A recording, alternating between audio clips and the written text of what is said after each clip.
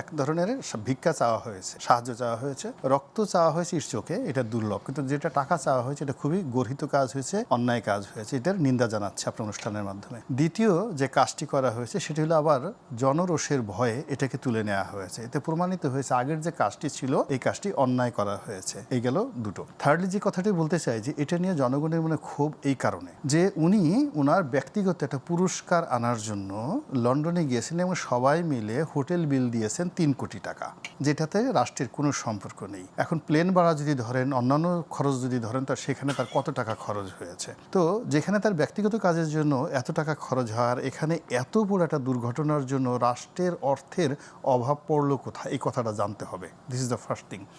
Second thing হলো যে এই যে আমাদের ত্রাণ তহবিলে প্রায় 30 কোটি টাকা জমা দিয়েছে ছাত্ররা। গত বছর যখন বন্যা হলো, বন্যা হওয়ার পর তারা তো টাকা তুললো, এই টাকা নিয়ে অনেক কথাবার্তা হলো, পরে তারা অডিট করে জমা দিয়েছে এবং তারা নাকি বলছে প্রায় 30 কোটি টাকা সেখানে জমা দিয়েছে। ফলে ত্রাণ তহবিলে তো আমাদের জানা মতে হাজার হাজার কোটি টাকা সেখানে আছে।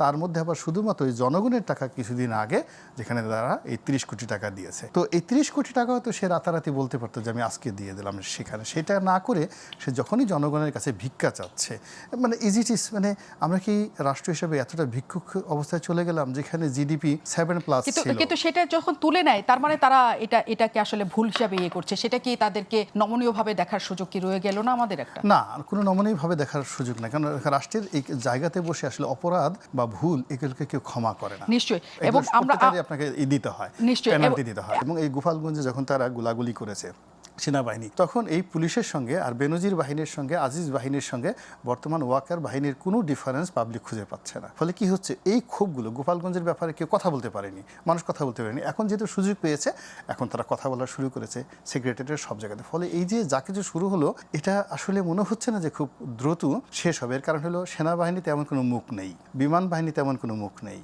সরকারে এমন কোনো মুখ নেই, এমনকি আমাদের পলিটিক্যাল, আপনি দেখেন যত রাজনৈতিক দলগুলো আছে, বিএনপি বলেন, আওয়ামী লীগ বলেন, এদের সবারই অনেকগুলো মানে বাজে নাম হয়ে গেছে গত কয়েক মাসে। এখন প্রত্যেকটা রাজনৈতিক দলের যারা প্রধান শীর্ষ 10 জন নেতা, তাদের রাজনৈতিক কর্তৃপক্ষ কেউ নাম দিয়েছে সান্ডা, কেউ নাম দিয়েছে পান্ডা, কেউ ফকির, কেউ দরবেশ, কেউ ভণ্ড, কেউ গাঁজাখোর, কেউ ফেন্সিডিলখোর। মানে একটা রাজনৈতিক দলের প্রধান, তার প্রতিপক্ষ দেখা গেল যে তাকে বলতেছে ও তো ফেন্সিডিল খেয়ে সমস্ত কথাবার্তা বলে, ও তো গাঁজা খেয়ে সমস্ত কথাবার্তা বলে।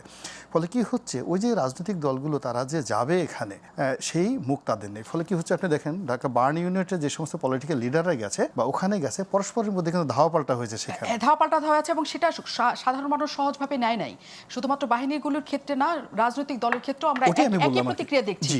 তাহলে এই যে শিশুদের যেসব দাবি, এখন তাদের যে ক্ষোভ, সেটা নিরসনে রাজনৈতিক দলগুলো কি করবে? সহায়তা করবে সরকারকে, নাকি সরকারের আসলে প্রত্যেকটা পদেই একটা সংকটের জায়গা রয়ে যাচ্ছে? কারণ তাদেরকে সহায়তা করার জন্য প্রধান উপদেষ্টার পেজ থেকে, ফেসবুক পেজ থেকে যে আবেদন জানানো হয়েছিল, পরে অবশ্য সেটা ডিলিট করা হয়েছে, সেটি ভীষণ রকমের সবাইকে ক্ষুব্ধ করেছে।